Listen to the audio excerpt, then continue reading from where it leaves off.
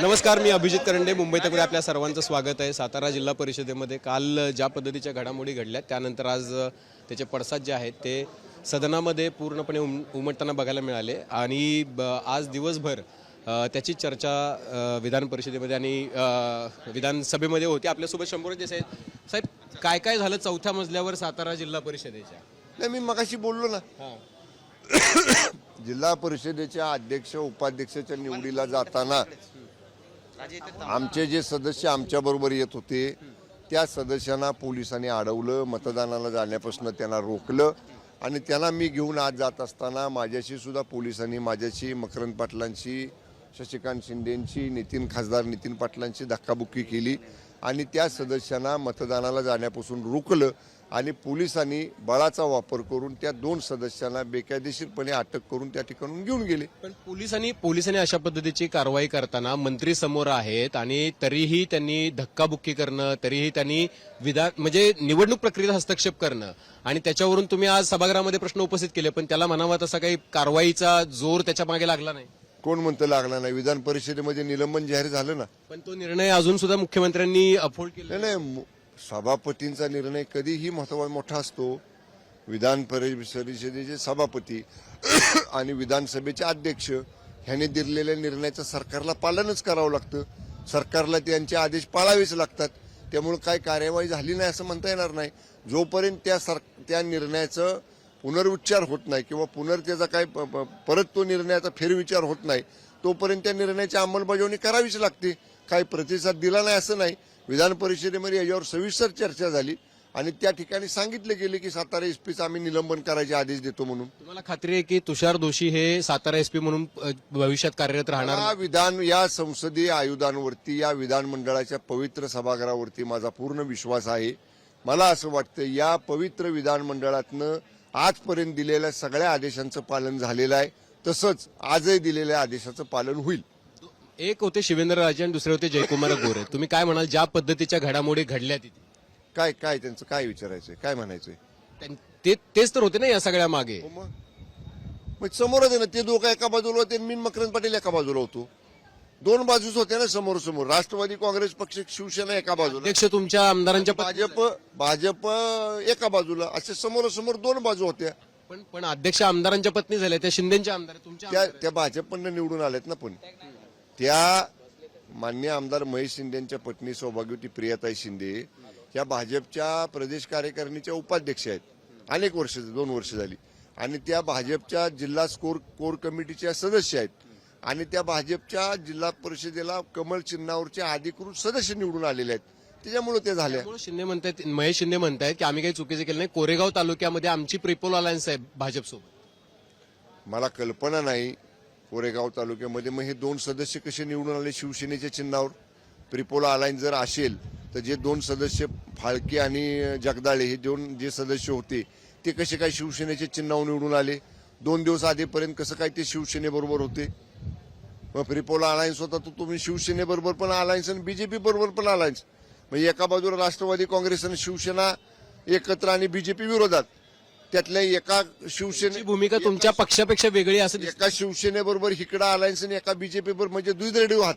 असं नाही ना चालत राजकारणामध्ये. काय त्याच्यावरती काय उपाय आहे? तुम्ही शिंदेवरती कारवाई करण्यासाठी काही पक्षाच्या प्रमुखांना सदस्यांनी, ज्यांनी या ठिकाणी 2 सदस्यांनी पक्षाच्या व्हीपच्या विरोधात मतदान केलेलं आहे, जिल्हा परिषद सदस्यांनी, त्या दोन्ही सदस्यांच्यावर पक्षांतर बंदी कायद्यानुसार प्रक्रिया सुरू करण्याच्या सूचना आजच आमच्या सातारच्या जे लिगल सेल आहे, जे लिगल आमचं सगळं बघणारे ॲडव्होकेट आहेत त्यांना दिलेले आहेत.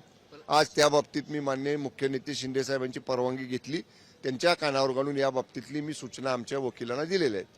म्हणजे तुम्ही सकाळी पण बोलताना बोललात की बाळासाहेब देसाईंचा जिल्हा यशवंतरावांनी मंगल कलश आणला महाराष्ट्राचा आणि त्या जिल्ह्याच्या जिल्हा परिषदेमध्ये अशा पद्धतीचं चित्र सगळ्या महाराष्ट्रानं बघितलं आणि अशी चर्चा चालू झाली की लोकशाहीचा खून सगळ्या 3ही पक्ष सत्तेत आहेत. केंद्रात, राज्यात लोकशाहीचा खून करण्यामध्ये 3ही पक्ष सत्तेतलेच समोर आले.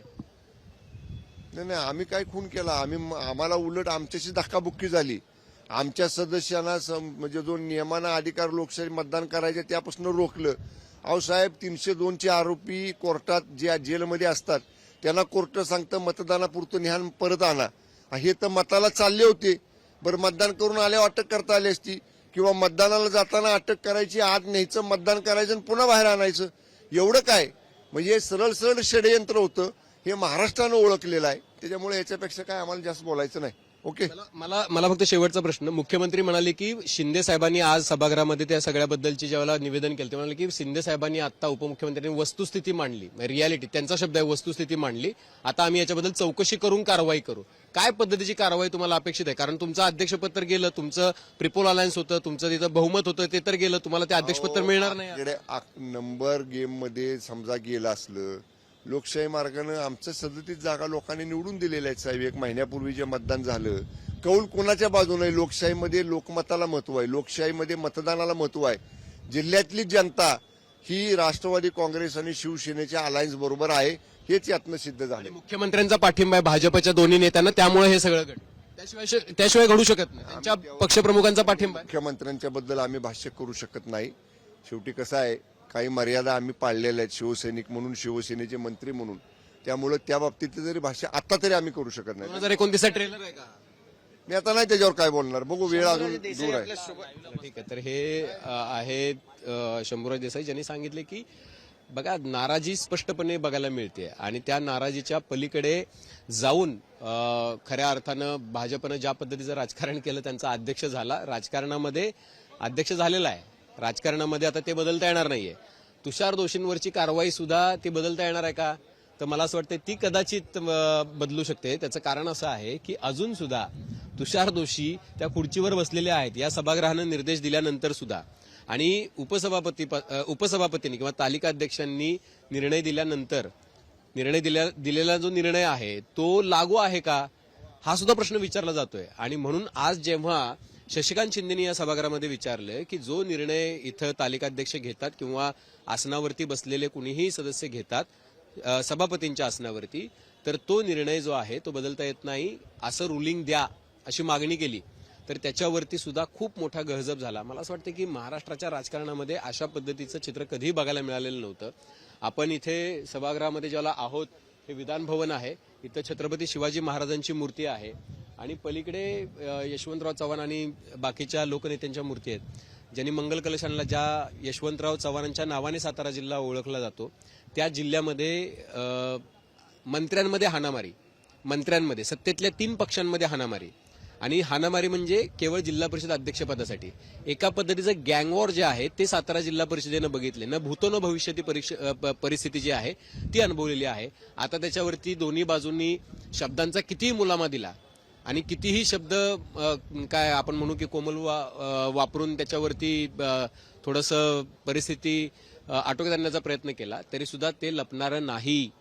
ते लपणारं नाही, कारण या जिल्ह्यातले 2 राजे, शिवेंद्रराजे आणि शंभूराज देसाई, ते तिथे होते, जयकुमार गोरे होते. आणि तिथं त्या जिल्हा परिषदेमधल्या 4थ्या मजल्यावर जे झालं, अगदी बॅरिकेटिंग म्हणजे मेटल डिटेक्टरच्या पलीकडे गेलेल्या लोकांना उचलून घेऊन घेण्यात आलं आणि त्याच्यामुळे त्यांना मतदान करता आलं नाही. आणि वस्तुस्थिती आत्ताची ही आहे की भाजपचा जिल्हा परिषद अध्यक्ष झालेला आहे. आता प्रश्न असा आहे की प्रिपोल अलायन्स, उद्धव ठाकरेंनी प्रिपोल अलायन्स तोडलं म्हणून भाजपनं गहजब केला आणि भाजप असं म्हणाले की उद्धव ठाकरेंनी पाठीत खंजीर खुपसला होता 2019ला. आता राष्ट्रवादी आणि शिवसेना यांचं प्रिपोल अलायन्स होतं, भाजपनं सत्तेसाठी त्यांचे 2 सदस्य उचलून नेले. आता त्यांनी कुणाच्या पाठीत खंजीर खुपसलाय हा प्रश्न विचारण्याची हिंमत मला असं वाटतं शिवसेनेचे नेते दाखवत नाहीयेत. पण एक ना एक दिवस मला असं वाटतं की शिवसेनेला जी आहे ती कठोर भूमिका घ्यावी लागणार आहे आणि त्या दिशेनं सगळी परिस्थिती निघाल्याचं आपल्याला बघायला मिळते. कॅमेरामन महेशसह अभिजित, मुंबई तक.